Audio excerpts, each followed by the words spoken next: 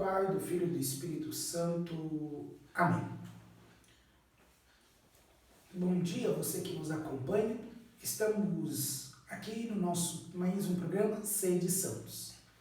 E assim rezamos a Nossa Senhora, Rainha de todos os santos, a Regina Sanctorum Omnium, a Rainha de todos os santos, para que de verdade ela interceda por nós neste caminho da santidade. Neste programa que hoje realizamos as vésperas da solenidade de Pentecostes, para que o Espírito Santo possa nos ajudar profundamente a viver a santidade. Ele que é o Espírito Santo, ele que é o Espírito que nos faz santos, que nos guia à santidade. Ave Maria, cheia de graça, o Senhor é convosco. Bendita sois vós entre as mulheres, e o fruto do vosso ventre, Jesus. Santa Maria, Mãe de Deus, rogai por nós, pecadores, agora e na hora de nossa morte. Amém. Santo anjo do Senhor, meu zeloso guardador, já que a ti me confiou, a piedade divina sempre me rege, me guarda, me governa, me ilumina.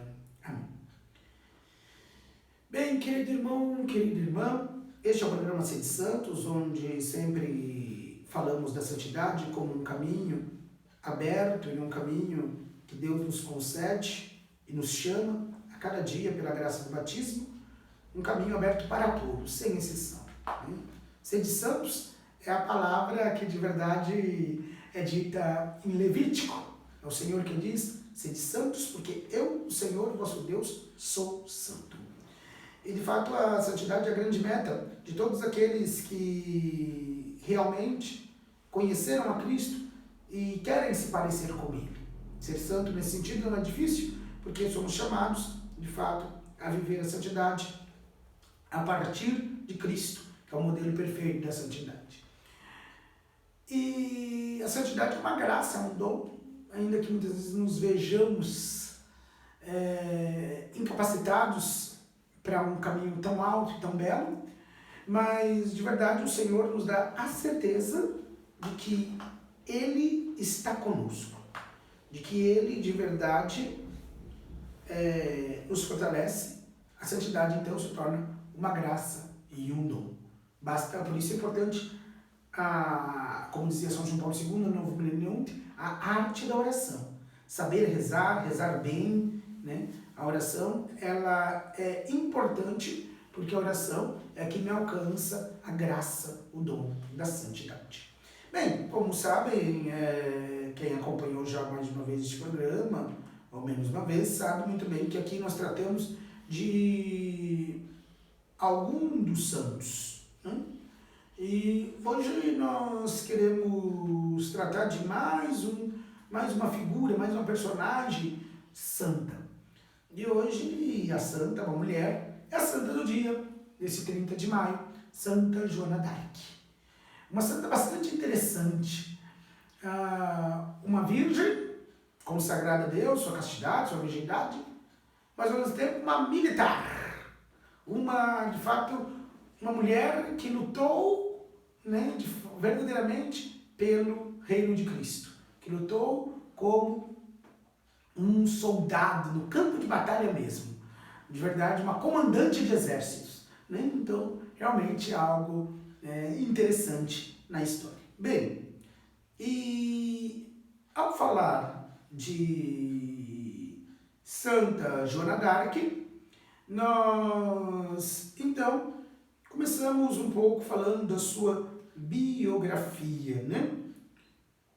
A Joana d'Arc nasceu em 1412, do século XV, em plena Idade Média francesa, né? E de verdade ela nasceu num vilarejo, né, chamado, no Ducado de Lorena, o vilarejo chamava Domremy, né? Domremy era o nome do vilarejo onde nasceu Joana d'Arc. E a França já sofria muito, há 75 anos, com uma famosa guerra contra a Inglaterra, chamada Guerra dos 100 Anos. E a França não vivia bem nesta guerra, né? Ela sofria muito, estava sendo humilhada sob o poder também da Inglaterra, tentando se libertar do domínio inglês. A Joana era filha de camponeses, né, honrados, trabalhadores, né, religiosos, e de verdade ela costurava, ela foi aprendendo de fato na casa dos pais a costura, conduzia rebanhos, era uma moça como tantas outras da sua, era uma adolescente, uma moça como tantas outras da sua época, né? Do seu tempo. Mas aos poucos ela era uma mulher de muita caridade, ajudava os pobres, os doentes, estava sempre à disposição de quem precisava. E Joana, ela também se torna uma grande mulher no sentido de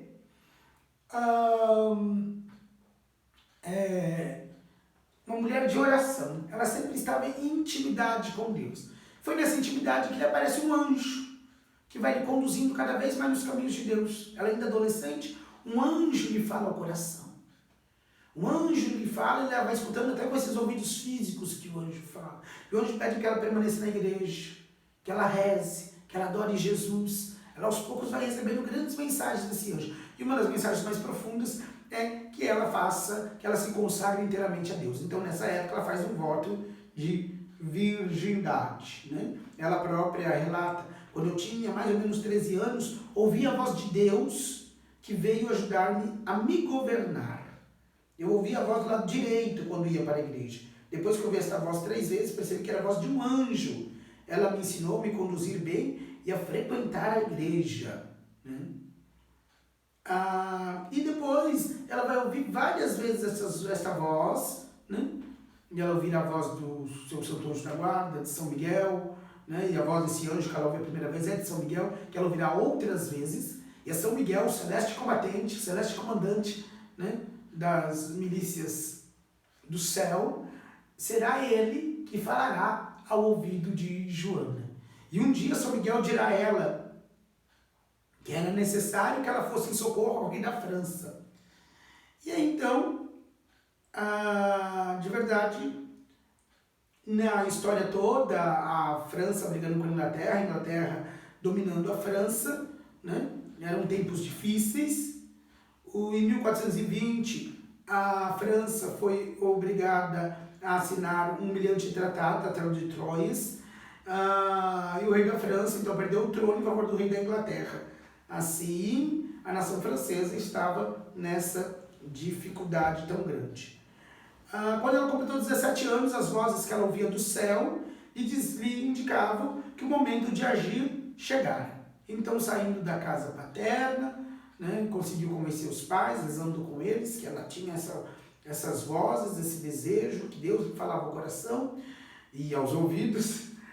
Ela saiu da casa paterna e conseguiu convencer o capitão Roberto da Baudricourt a conduzi-la à presença do Delfim. O Delfim era, como era chamado, o monarca francês, Carlos VII, que ainda não tinha sido coroado rei. E ela foi em Chinon e ela tinha muita convicção de que era Deus que lhe mandava para ela sugerir ao rei de que ele lhe desse um exército para ela expulsar os ingleses da França, ela com o exército. E o capitão a levou lá. De verdade, ela saiu do Remy, chegou à corte no dia 6 de março de 1429. Mas o rei, talvez para brincar um pouco com a ingênua camponesa, né? De verdade, para ver se ela, para ver também se ela era virtuosa, se era uma louca mesmo, ele faz o seguinte: ele coloca, de verdade, um cortesão seu, né? No seu trono, né? E de verdade ele fica ali no meio dos outros como se ele fosse um simples empregado, vestido de empregado, depois o cortesão vestido de rei no trono. Quando Joana entra na sala real, ela mal olha para o trono. Ela vai diretamente onde está o rei disfarçado e olha para ele, faz reverência e fala que veio. Então o rei se assusta e vê que aquela mulher é especial, porque ela de verdade conseguiu entender que era o rei que estava ali. Daí por diante, então, o rei lhe dará o exército, né? De verdade, quando ele acreditará nela e, de fato, lhe dará um exército. E assim, o rei também, certamente não tinha tanto a perder. Claro que tinha a vida dos militares, mas a situação da França era muito ruim, né?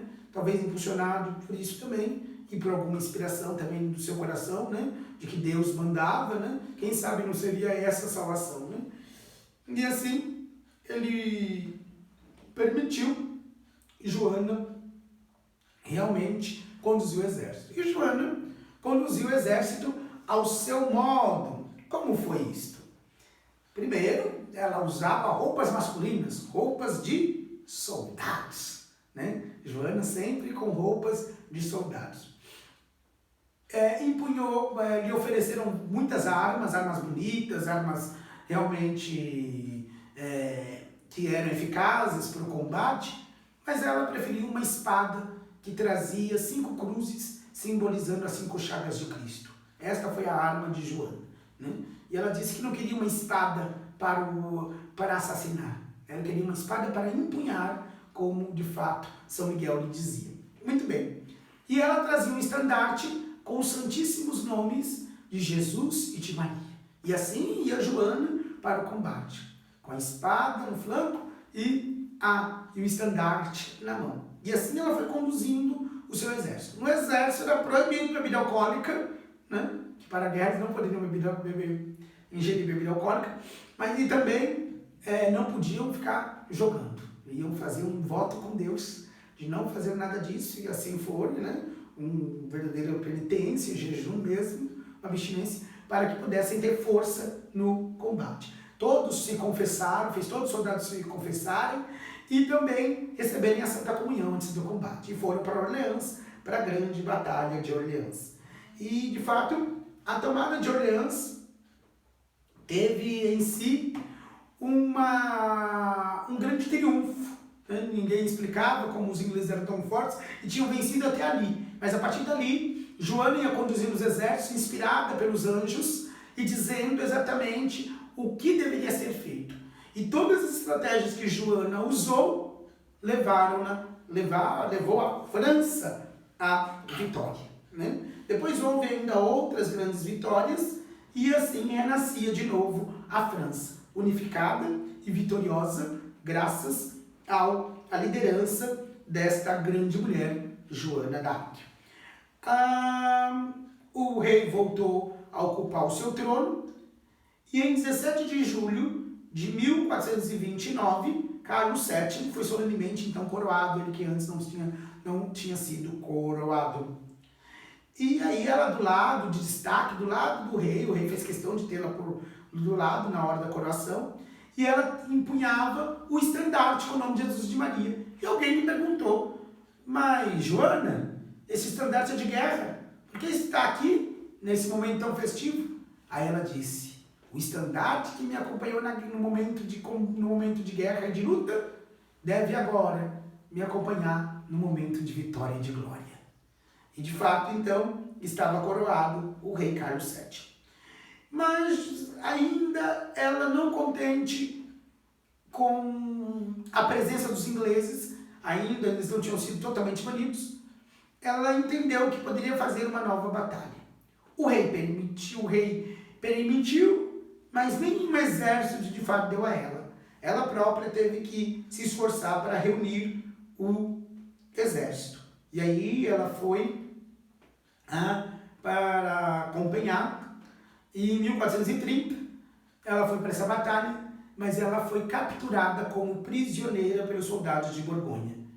E depois os soldados de Borgonha, com muito gosto, a entregaram aos ingleses, que a odiavam, porque foi Joana que venceu as batalhas, né? De verdade, então ela foi entregue aos ingleses. E o rei da França simplesmente fingiu demência, fez que não tinha o que fazer e não ajudou Joana, né? Atraiu. deixou nas mãos dos inimigos. E de verdade ela foi entregue ao tribunal da Inquisição. E de fato, daí por diante, ela foi torturada. Havia um bispo indigno e corrupto, né? Pierre Cauchon, e foi Pierre Cauchon que de verdade fez mais os gostos da Inglaterra do que a justiça. E assim torturou a santa, e assim de verdade fez a santa sofrer longos interrogatórios. Por um longo tempo ela ficou prisioneira e sofrendo um injusto juízo. E de verdade ela tinha respostas sublimes, né? Algumas dessas respostas estão até no Catecismo da Igreja Católica. O Catecismo da Igreja Católica traz algumas coisas dos autos, né, do processo de Joana d'Arc. E de verdade ela respondia sempre com muita sabedoria, claro, dada pelo Espírito Santo e pelos santos anjos que sempre a acompanharam. Porque ainda que o rei da França a tivesse abandonado, né, ainda que aqueles próprios que estiveram com ela em batalha, muitos deles tivessem abandonado, Deus nunca abandona os seus. E assim ela não foi abandonada por Deus. De verdade, ela sempre respondia com sabedoria. Mas ali ela sofreu a sua paixão, a sua dor, como de Cristo. Como o Senhor, como cada santo se assemelha a Jesus, também Joana d'Arc teve esse momento de dor, de paixão, de entrega. E com todas as pressões da Inglaterra, né, Joana foi injustamente condenada como bruxa, né, como se fosse uma bruxa, e de verdade, por usar roupas masculinas, acharam diversos motivos para, de fato, condená-la por heresia, por bruxaria, e assim, injustamente condenada. Na manhã, triste e fria, no dia 30 de maio, como hoje, 1431, ela foi queimada viva na cidade de Rouen. E de verdade, ela tinha 19 anos de idade e ela gritava com força: as vozes não mentiram. As vozes não mentiram. Ela tinha certeza que tinha feito a missão de Deus. E morreu clamando o nome de Jesus. Enquanto mais ardia a fogueira, mais ela gritava o nome do Senhor Jesus. E assim ela morreu, injustamente, mas muito santamente. E de verdade, em 1453, após a Batalha de Castillon, né, os ingleses foram expulsos do reino da França, né? E em 1456, o inquérito realizado por ordem do rei, mas também por influência da mãe de Santa Joana, que pediu ao rei, ao Papa Calixto III, foi feito um processo, e no processo Joana foi, por assim, postumamente absolvida. O processo foi declarado inválido, injusto, iníquo, né? O processo não valeu. É claro que não tinha muito o que se fazer, porque Joana já não mais vivia nesse mundo. Mas também isso era de menos, porque Joana já era acolhida no céu. E assim, isso foi reconhecido pela igreja, e depois o reconhecimento maior veio muitos anos depois, né? Leão XIII ele declarou as virtudes heróicas, Papa Leão XIII, no século XIX, São Pio X, já no século XX, em 1909, a beatificou, e no dia 16 de maio de 1920, há 100 anos atrás, completados agora, né, o centenário da canonização, ela foi canonizada pelo Papa Bento XV em 1920. De verdade, é uma grande mulher de oração, de virtude, uma mulher que viveu integralmente a santa pureza, uma mulher que viveu plenamente a vontade de Deus. Ela não seguiu os seus planos, os seus projetos, mas buscou ouvir a voz de Deus e, de fato, agir em consequência a esta mesma vontade. De verdade, uma grande santa que tem muito a nos ensinar. Bem, dito isso, eu gostaria de trazer aqui, né, ainda de verdade, palavras do Papa Bento XVI. Bento XVI fez várias catequeses sobre personalidades do início da igreja, do início do cristianismo, depois falando da personalidade de santos da Idade Média, outros santos também. E tem uma catequese de Bento XVI, de 26 de janeiro de 2011, sobre Santa Joana d'Arc.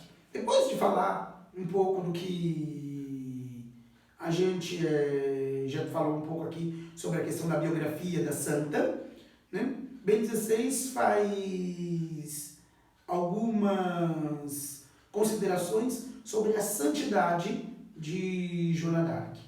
Prezados irmãos e irmãs, diz o Papa, o nome de Jesus invocado pela nossa santa, até nos últimos instantes da sua vida terrena, era como que o suspiro contínuo da sua alma, uma palpitação do seu coração. O centro de toda a sua vida. O mistério da caridade de Joana d'Arc, que tanto tinha fascinado o poeta Charles Perrault, é este amor total por Jesus e pelo próximo, em Jesus e por Jesus. Essa santa, diz Bento XVI, tinha compreendido que o amor abraça toda a realidade de Deus e do homem, do céu e da terra, da igreja e do mundo. Jesus está sempre em primeiro lugar na sua vida, segundo a sua bonita expressão, aí cita o Papa, Nosso Senhor o primeiro a ser servido. E que é uma das passagens que o Catecismo da Igreja também cita. Nosso Senhor o primeiro a ser servido. Amá-lo significa obedecer sempre à sua vontade. Ela afirma com total confiança e abandono: entrego-me a Deus, meu Criador, amo-o com todo o meu coração. Com voto de virgindade, Joana consagra de modo exclusivo toda a sua pessoa ao único amor de Jesus. É a sua promessa feita a Nosso Senhor de conservar bem a sua virgindade de corpo e de alma. A virgindade da alma é o estado da graça, valor supremo, para ela mais precioso do que a vida. É um dom de Deus que deve ser recebido e conservado com humildade e confiança. Um dos textos mais conhecidos do primeiro processo diz respeito precisamente a isto. Interrogada se sabia se ela estava na graça de Deus, Joana responde: se eu não estou nela, que Deus me queira pôr, e se aí estou, que Deus me queira conservar. Palavras também que são citadas pelo Catecismo da Igreja Católica, com a palavra de Santa Joana d'Arc, que o Papa também cita aqui. A nossa santa vive na oração, na forma de um diálogo contínuo com o Senhor, que ilumina também o seu diálogo com os juízes e lhe dá paz e segurança. Ela pede com confiança: Dulcíssimo Deus, em honra de vossa santa paixão, peço-vos, se me amais, que me reveleis como devo responder a estes homens da igreja. Jesus é contemplado por Joana como o Rei do céu e da terra. Assim, no seu estandarte, Joana mandou pintar a imagem de Nosso Senhor que mantém o mundo. Ícone de sua missão política, diz o Papa. O Papa diz que Joana d'Arc tinha missão política. Ele apresenta até para os políticos Joana d'Arc como alguém, de fato, como exemplo, como modelo de quem vive e tem essa missão política, tem, de fato, essa vocação para a política.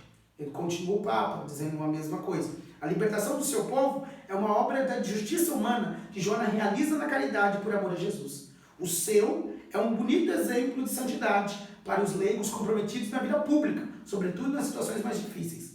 A fé é a luz que orienta em todas as opções, como se testemunhará um século mais tarde na toda a realidade da igreja, como testemunhará um século mais tarde outro grande santo, o inglês Thomas More. E em Jesus, Joana contempla também toda a realidade da igreja, tanto a igreja triunfante do céu, a igreja militante da terra, segundo as suas palavras, um só é Nosso Senhor e a igreja. Tem uma índole verdadeiramente heróica no contexto do processo da condenação, diante dos seus juízes, homens da igreja que a perseguiram e a condenaram, lembra o Papa. No amor de Jesus, Joana encontra força para amar a igreja até o fim, inclusive no momento da condenação. Ela foi condenada por um processo injusto dentro da igreja, mas ela amou a igreja até o fim, mesmo sendo condenada por mãos de homens da igreja. Muito interessante o que o Papa coloca. Apraz-me recordar como Santa Joana d'Arc tem uma profunda influência sobre uma jovem santa da época moderna, Teresa do Menino Jesus. Numa vida completamente diferente, transcorrida na clausura, Carmelita de Lisieux sentia-se muito próxima de Joana, vivendo no coração da igreja e participando dos padecimentos de Cristo para a salvação do mundo. A igreja reuniu-os como padroeira da França, depois da Virgem Maria. Santa Teresa de Jesus tinha expresso seu desejo de morrer como Joana, pronunciando o nome de Jesus. E era animada pelo mesmo grande amor de Jesus ao próximo, vivido na virgindade consagrada. Queridos irmãos e irmãs, com seu testemunho, Santa Joana d'Arc convida-nos a uma medida alta da vida cristã. Fazer da oração o fio condutor dos nossos dias. Ter plena confiança no cumprimento da vontade de Deus, qualquer que ela seja, diz Bento XVI. Viver a caridade sem favoritismos, sem limites. E como ela, aurindo do amor de Jesus, um profundo amor pela Igreja. Estas palavras de Bento XVI sobre Santa Joana d'Arc. Mas eu queria ainda, já concluindo, lembrar algumas palavras do Papa Bento XV, que canonizou Joana d'Arc há 100 anos atrás. Bento XV, na bula Divina Disponente, que foi a bula 16 de maio de 1920, que canoniza a santa, diz: por disposição da Divina Clemência, depois de um longo período de tempo, enquanto a terrível guerra produzia tantos males, ofereceu-nos um novo sinal da justiça e da misericórdia de Deus, aqueles milagres que, operados pela intercessão da Virgem de Orleans, traziam definitivamente diante dos homens a sua inocência, fé, santidade e obediência à vontade de Deus. Para observar isto, tudo que ela suportou até o fim, a cruel e injusta morte. É por isso muito oportuno que Joana d'Arc seja hoje inscrita no número dos santos, para que, do seu exemplo, todos os cristãos aprendam a obediência à vontade de Deus, que a obediência à vontade de Deus é santa e devota, e obtenham dela a graça de converter e alcancemos dela, dessa nova santa, a graça de converter os seus concidadãos a fim de que obtenham a vida celeste. E o Papa vai até dizer exatamente que de milagres que foram constatados de verdade para a canonização da santa, né? Ela alcançou grandes milagres, né? E o Papa fala, né, de curas de estômago, curas de tumores, que Santa Joana d'Arc não foi só um milagre, foram mais de um milagre que alcançou a canonização da santa, né? Foram pelo menos 3 milagres que o Papa cita textualmente para a canonização de Joana d'Arc, né? E o Papa, ele diz de modo aqui muito claro, no final da bula da canonização, aqui ele diz: